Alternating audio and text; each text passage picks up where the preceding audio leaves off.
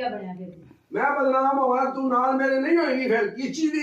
ते तोहमत लाएंगी जा जा ਕਿਹੜੀ ਦੋ ਮਤ ते तोहमत ही लाएगी ना ਕਿਸ ਚੀਜ਼ ਦੀ ਦੋ ਮਤਲਬ ਮੈਂ ਉਹ ਦੱਸਣਾ ਜੋ ਰਵਈਆ ਇੱਥੇ ਚੱਲ तू ਰਿਹਾ जो रवैया चल रहा जा जाके दस मैं तेन चेंज करा दांगा या मैं आप हो जाऊंगा जा ਜਾ ਹੋ ਜਾ जा बंदे दी बाई जा ਤੇ प्रेशराइज ਅਗਲੇ ਕਰਾਂਦਾ ਪਿਆ तू रोज प्रेशराइज करनी मैनू ਤੁਸੀਂ ਕਿਉਂ बताया तो मैं प्रेशराइज करती पई है ਕਿਉਂ ਮੈਨੂੰ तू मैं ਗਲਤ जाके बखाई तेरी कह रही लिखांगा मैं तू वड्डी चौधरी नवाब ਤੇ ਤੁਸੀਂ ਵੀ ਹੁਣ ਨਾ ਆਏ तू मैं चंड मार दी मुंह ते तेरे ਮਾਰ ਕੇ ਖਾ ਮਾਰ ਮਾਰ मैं तेन दसा मगा मैं ਹੁਣ ਮਾਰਨਾ ਤਾਂ ਉੱਥੇ ਜਾ ਪਵੇਗੀ ਸ਼ੀਸ਼ੇ ਵਿੱਚ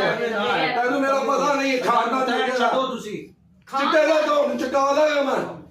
ਬਾਦਾ ਤੇਰੇ ਪੋਟੋ ਨੇ ਸਹੀ ਇਹ ਸਾਰੀਆਂ ਗੱਲਾਂ ਮੈਂ ਦੱਸਣੀਆਂ ਨੇ ਸਾਰੀਆਂ ਗੱਲਾਂ ਨੂੰ ਦੱਸਦੀ ਮੇਰਾ ਲੰਨਵਾਲ ਵਿੱਚ ਨੇ ਬਣਨਾ ਹੀ ਹੋਰ ਦੱਸ ਬਗੈਰ ਦੇ ਇਨਸਾਨ ਵੱਡੇ ਆਏ ਵਿੱਚ ਉਤਰਹਿਣ ਜਿੱਥੇ ਵੇਖੋ ਜਿੱਥੇ ਜੋ ਮਰਜ਼ੀ ਲਿਖਦਾ ਇਹਨਾਂ ਸਾਰਿਆਂ ਦੇ ਪਿੱਛੇ ਲਿਖ ਦਫਾ ਹੋ ਜਾ ਲਿਖ